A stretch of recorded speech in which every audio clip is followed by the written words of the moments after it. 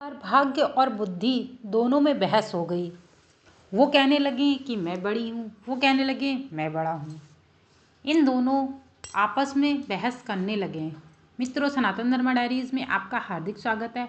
आज मैं आपको भाग्य और बुद्धि के बारे में एक बहुत उत्तम कहानी बताने जा रही हूँ, जो अपने आप में बहुत ज़्यादा विशेष है। और आपको इसको सुनने मात्र से आपको इस बात का ज्ञात होता है कि भाग्य और बुद्धि दोनों में कौन सबसे ज़्यादा श्रेष्ठ होती है। एक बार भाग्य और बुद्धि बहस हो गई।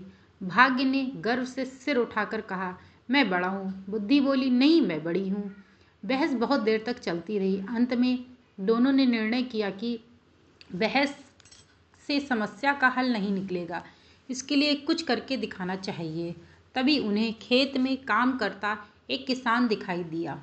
बुद्धि ने भाग्य से कहा, तुम अगर इसे राजा बना दो तो मैं हार मान लूँगा। भाग्य ने कहा, ठीक है, मैं इसे अभी राजा बनाता हूँ। भाग्य किसान के पास पहुँचा तो उसके खेत में खड़े गेहूं की बाली मोती से भर गई।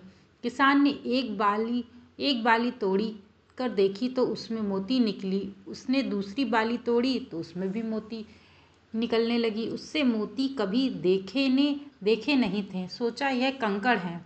वह सिर पकड़कर बैठ गया और बोला, हे भगवान, ये क्या हो गया? इन कंकड़ का क्या करूं? साल भर की मेहनत व्यर्थ ही हो गई। वह खेत के किसान बैठकर अपने भाग्य को कोसने लगा। तभी उस देश का राजा अपने मंत्री के साथ उधर से गुजर रहा था। उसने किसान को रोते हुए देखा तो रुक गया। उसने किसान से रोने का कारण पूछा। किसान ने राजा को सब कुछ बात बता दी। राजा ने खेत में घुस करके देखा तो यह देख करके बड़ा ही आश्चर्य में पड़ गया। उस खेत में मोती उगे हुए थे। राजा ने मंत्री को कहा और बुलाकर कहा, क्यों ना हम अपनी राजकुमारी का विवाह इस किसान से कर दें। वह हमारी इकलौती संतान है। इस भाग्यशाली आदमी के साथ सुखी भी रहेगी और दुख का कोई कारण भी नहीं रहेगा। मंत्री ने भी राजा की हाँ में हाँ मिलाते हुए कहा, आपका विचार तो उत्तम है। अब राजा किसान से बोला, सुनो, तुम यह सारी फसल काट करके राजमहल पहुंचा दो। इसके बदले हम तुम्हारा विवाह अपनी पुत्री से कर देंगे और बहुत सारा धन भी देंगे। किसान तुरंत तैयार हो गया। इस तरह उसके खेत के सारे मोती राजमहल में पहुंच गए। यह देखकर बुद्धि मुस्कुराई तो भाग्य बोला, देखती रहो, यह राजा बनने ही वाला है। राजा ने अपने वचन का पालन किया। उसने निश्चय दिन अपनी पुत्री का विवाह उस किसान के साथ कर दिया। किसान बहुत प्रसन्न था। जब राजकुमारी सज संवर कर किसान के कमरे में आई तो उसके मन में विचार आया कि कहीं यह चुड़ैल तो नहीं है। उसने बचपन में सुन रखा था कि चुड़ैल सुंदर रूप धारण करके आदमियों का खून चूस लेती हैं और उन्हें मार डालती हैं। चुड़ैल के हाथ पकड़ने से अच्छा है कि मैं यहाँ से भाग जाऊँ। यही सोच करके वह कमरे से निकलकर भाग गया। वहाँ से भागकर किसान नदी किनारे जा बैठा। तभी राजा सैनिक ने उसे देख लिया। वे उसे पकड़कर राजा के पास ले गए। उसे देखकर राजा को क्रोध आ गया। उसने किसान को कठोर दंड देने का निश्चय किया। बुद्धि ने भाग्य से कहा, देख लिया तुमने, अब इस आदमी को सजा होने जा रही है। बोलो, क्या करते हो? निराश होकर के भाग्य बोला, अगर तुम आदमी को बचा लो तो मैं हार मान लूँगा। बुद्धि ने हंसकर कहा, तो ठीक है, अब मेरा कमाल देखो। मैं चली उसके पास। जैसे ही बुद्धि किसान के पास आई, वह बोला, राजन, आप मेरे ससुर हैं। क्या मैं आपसे पूछ सकता हूँ कि मुझे क्यों लाया गया है? राजा बोला, तुमने मेरी पुत्री का तिरस्कार करके मेरा घोर अपमान किया है।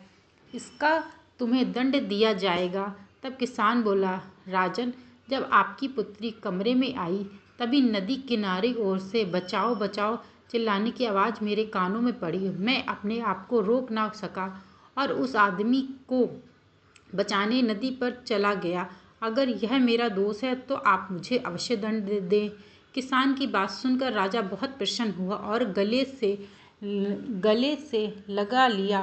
वह बोला, हमारे बाद ही तुम इस देश के राजा बनोगे। तब बुद्धि ने मुस्कुराकर भाग्य की ओर देखा। भाग्य ने हंसकर कहा, मैं अपनी हार मानता हूँ, तुम वास्तव में बुद्धि बड़ी होती है।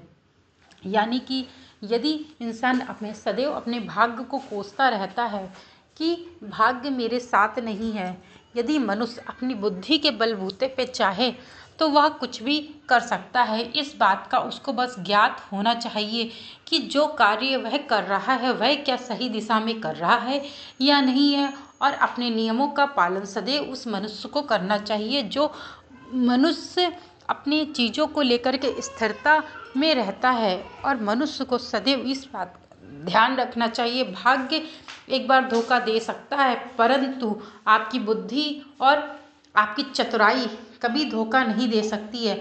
भाग्य तो आपका कुछ क्षण के लिए आपके साथ आ सकता है, परंतु जो बुद्धि होगी वो सदैव बचपन से लेकर बुढ़ापे तक आपके साथ रहेगी। आप उस बुद्धि के द्वारा कहीं भी विजय हासिल कर सकते हैं। भाग्य तो कुछ पलों के लिए ही होता है। लोग भाग्य को कोसते रहते हैं, कहते हैं कि मेरे भाग्य में ये नहीं है, मेरे भाग्य में वो नहीं है। भाग्य अपने हाथों से ही बनाया जा सकता है। मनुष्य को सदैव इस बात का ध्यान रखना चाहिए कि वह बस सही दिशा में और सही प्रयास से और सही नियंत्रण से अपने कार्यों को सफल बना सकता है। जिस प्रकार से जैसे ही उस किसान के मन में बुद्धि विचलित हुई और उसने तुरंत ही बात को पलट करके कहा कि देखो राजा, मैं वहाँ नदी किनारे किसी की आवाज़ आ रही थी, तब मैंने उसको बचाने के लिए मैं गया हुआ था, परंतु यहाँ यदि भाग्य का साथ होता तो क्या वह व्यक्ति जीवित होता? वो तो कारागार में ही पड़ जाता। भाग्य तो आपका एक बार साथ दे सकता है, लेकिन आपकी बुद्धि, आपका विवेक आपको बार बार साथ देगा आपका, क्योंकि बुद्धि एक ऐसी चीज़ है जिससे न कोई हरा सकता है और ना ही कुछ उसका कर सकता है। क्योंकि बुद्धि आपके पास है तो आप कुछ भी अपने बलबूते पे हासिल कर सकते हैं, चाहे वो कुछ भी हो, चाहे वो बिजनेस सेक्टर हो, चाहे वो सरकारी नौकरी हो, कुछ भी हो। अगर यदि आपके पास बुद्धि स्थिरता वाली है, आपकी बुद्धि में ज्ञान है और आप इस सही और गलत का डिसीजन ले पा रहे हैं, सही और गलत का निर्णय ले पा रहे हैं सही समय पे, तो आपकी बुद्धि आपका साथ अवश्य दे रही है।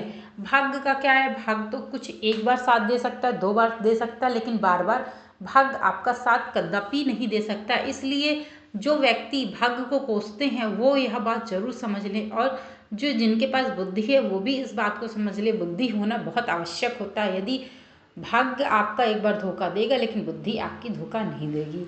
मित्रों, मैंने आपको भाग्य और बुद्धि दोनों में बहस चल रही थी, इसके बारे में आपको बताया। मेरे द्वारा दी गई जानकारी आप लोगों को पसंद आई हो तो चैनल को लाइक शेयर सब्सक्राइब करना मत भूलिएगा। Thank you so much video को वॉच करने के लिए।